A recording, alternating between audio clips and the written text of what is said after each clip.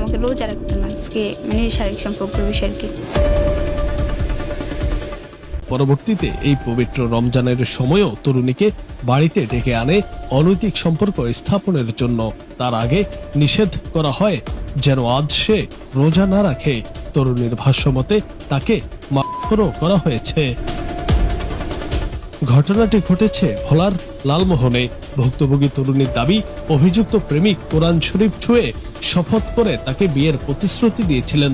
দীর্ঘ 8 মাসের এই সম্পর্কের মাঝে তাদের মধ্যে একাধিকবার শারীরিক ঘনিষ্ঠতা হয়, যার প্রমাণ হিসেবে বেশ কিছু ছবি ও ভিডিও ফুটেজ ইতিমধ্যে উদ্ধার করা হয়েছে।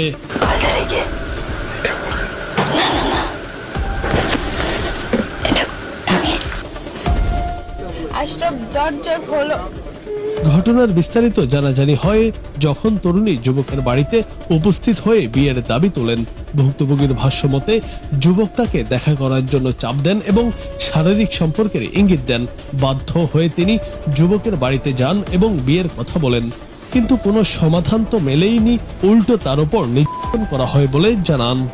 ওর জন্য আমার ফ্যামিলিতে সবকিছু আমি হারাচ্ছি, সব জায়গায় সবকিছু, বাট আমার মানিজ্য সব রকম প্রমাণ আমার কাছে আছে, বাট এখন আমার আর কিছু করার নামে ওকে বিয়ে করতেছে, আর কিছু না। বর্তমানে ভুক্তভোগী তরুণী আইনি সহায়তার দাবি জানিয়েছেন। এদিকে এই ঘটনাকে কেন্দ্র করে এলাকায় চাঞ্চল্যের সৃষ্টি হয়েছে।